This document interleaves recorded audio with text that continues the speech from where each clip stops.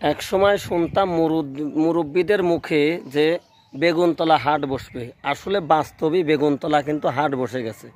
এইটাই দেখেন, এই যে বেগুন গাছ, সেই গাছটা কিন্তু এই যে সামনে বেগুন গাছ, এই যে বেগুন গাছের দেখছেন, এই যে বেগুন ধরে আছে, এই দেখেন, এইটাই কিন্তু বেগুন।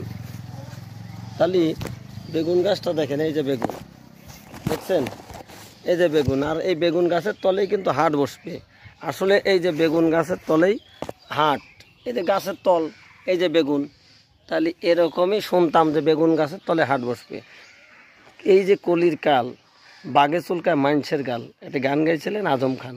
আসলে বাস্তব কথাই, দুনিয়াটা কলির কাল, বাঘে চুলকায় মানুষের গাল।